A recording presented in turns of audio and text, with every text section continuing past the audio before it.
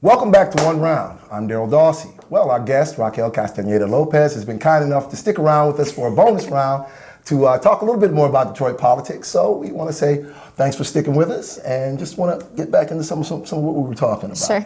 Now, you've done a lot around issues of immigration. I know that's been a major issue in the city of Detroit, not just in your district, but certainly in your district as well. I mean, we've heard a lot of horror stories with regard to immigration agents coming into schools, taking kids out, breaking up families. I'm just wondering what kind of stuff are you doing around the immigration issue to make things better for folks here in the city, all over the city. Sure.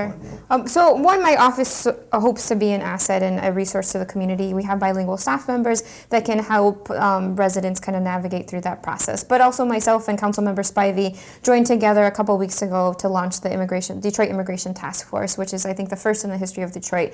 And so what we hope to do is, one, not just attract investors to the city, but also to improve the quality of life of all Detroiters, but specifically targeting the immigrant community. And being, again, an advocate in regards to negotiating things with Immigration and Customs Enforcement Agency. I know I personally have been followed down the street by ICE Border Patrol. Oh, have you really? Yes, I have. Okay. So profiling in general to try to cut down some of that within the city of Detroit. Can you tell me just a little bit about that? What happened with that? Sure. I was actually I was late and I was running out of my house, and I was just running from my house down the street to my car, and the ICE Patrol, the Border Patrol, just followed me down the street, and I stopped and I looked and I was a little bit surprised, and I was like, "What are you doing?"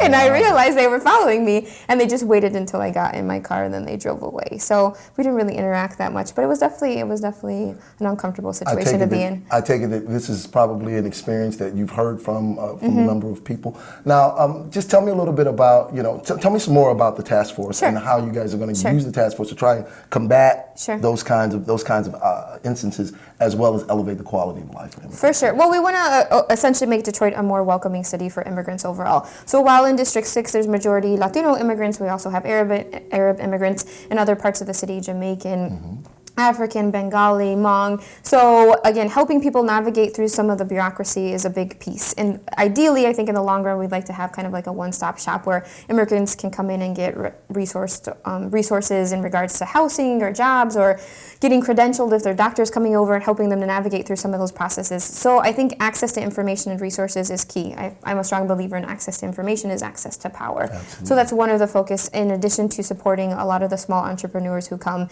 and ultimately employ people at the local level in their communities. Now, Governor Snyder has said that he wants to attract about 50,000 immigrants to the city of Detroit. Sure. That's his plan. That's one of the things that he thinks is going to help revitalize the city. What do you think about that idea? I think it's a great idea.